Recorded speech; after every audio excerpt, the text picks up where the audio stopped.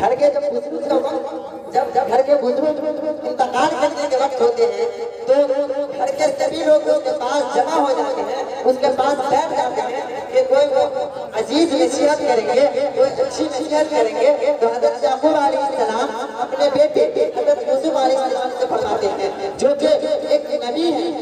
حضرت یعقوب علیہ السلام اپنے بیٹے سے فرماتے ہیں، جو کہ حضرت یعقوب علیہ السلام ایک نبی ہیں، ان کے باپ حضرت اسحاق علیہ السلام نبی ہیں، ان کے چچا حضرت اسماعیل علیہ السلام ایک نبی ہیں، ان کے دادا حضرت ابراہیم علیہ السلام ایک نبی ہیں۔ قربان چاہیے آقا نامدار مدینے کے تاجدار شہنشاہ وقار آپ صلی اللہ علیہ وسلم کی انہی کی مبارک نسل سے آتے ہیں۔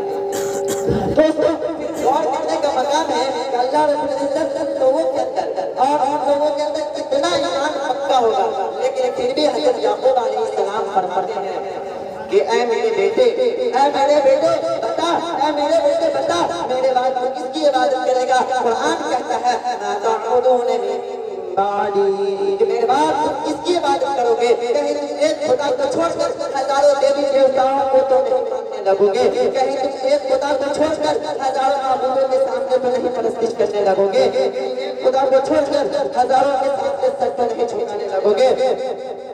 دوستو یہ سوال کیوں پیدا ہوا؟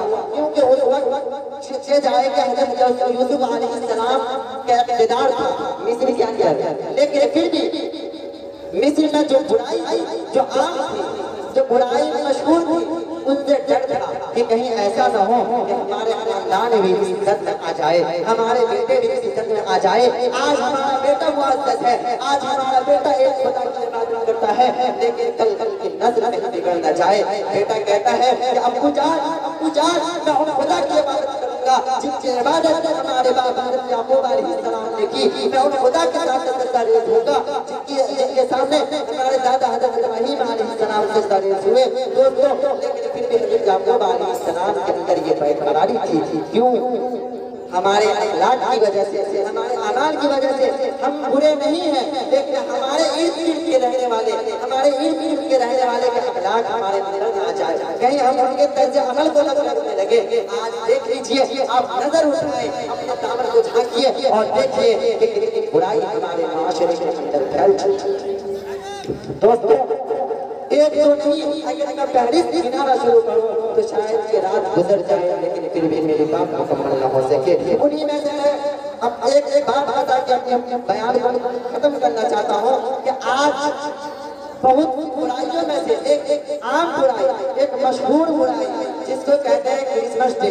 کرسمس ڈے کیا ہے دوستو؟ میں آپ کو بتا دوں کہ حضرت عیسیٰ علیہ السلام کی پیدائش کے لیے، ان کی پیدائش کے بعد ان کے ماننے والوں نے ان کی پیدائش کے لیے خوشی منا رہے تھے، اور یہ دھیرے دھیرے رفتہ ہمارے معاشرے کے اندر بھی یہ وبا پھیل چکی ہے جس کو کرسمس ڈے ہمارے معاشرے میں اس کو کہتے ہیں ہیپی برتھڈے۔ ہیپی برتھڈے یہ ایک بدعت ہے، یہ ایک بدعت ہے، ہمارے معاشرے میں یہ چیز نہیں ہونی چاہیے۔ آپ اس چیز سے پرہیز کریں اور ہمارے معاشرے کو سوچنے کی کوشش کریں۔ میں انہی چند باتوں پر اپنی بات کو ختم کرتا ہوں۔